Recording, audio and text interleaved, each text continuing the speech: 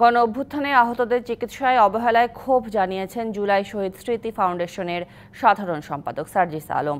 পাচারের অর্থ এনে নিহত পরিবারের সহায়তার দাবি জানান তিনি। আর যে কোনো মূল্যে গুম খুনের বিচার নিশ্চিতের আশ্বাস দেন তথ্য উপদেষ্টা নাহিদ ইসলাম।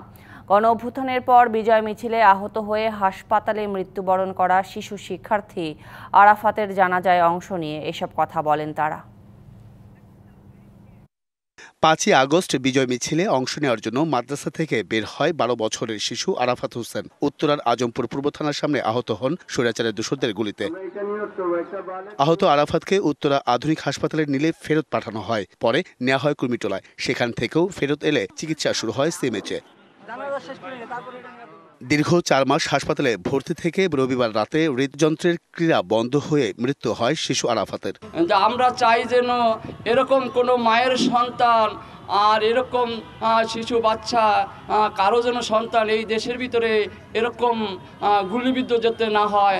আমরা চাই এই দেশ সুন্দর এবং শৃঙ্খলা। জানাজায় অংশ নিয়ে প্রধান উপদেষ্টার প্রেস সচিব জানান, অন্তর্বর্তী সরকারের প্রধান লক্ষ্য গণ অভ্যুত্থানে সংঘটিত প্রত্যেকটি খুনের বিচার করা। এটা বলতে পারি আমাদের এই গভর্নমেন্টের টপ প্রায়োরিটি হচ্ছে এই প্রত্যেকটা খুনের বিচার করা।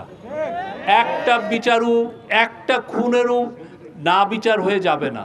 আর গুম খুনের বিচার করতে এই সরকার প্রতিজ্ঞাবদ্ধ বলে জানান তথ্য উপদেষ্টা। যারা ইন্ডিয়াতে আশ্রয় নিয়েছে এবং ভাবছে যে বাংলাদেশকে তারা বাইরে থেকে অস্থিতিশীল করবে, তাদেরকে বলবো যে বিচারের সম্মুখীন হওয়ার জন্য মানসিকভাবে প্রস্তুতি নিন। শেখ হাসিনা বাংলাদেশে আসবে কেবলমাত্র বিচারের মুখোমুখি হওয়ার জন্য, ফাঁসির কাস্টে ঝোলার জন্য।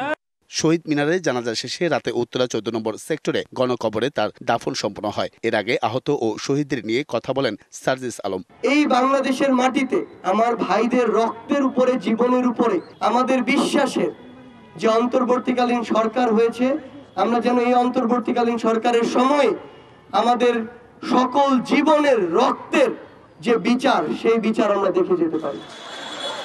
Ariful Islam, DBC news, Dhaka.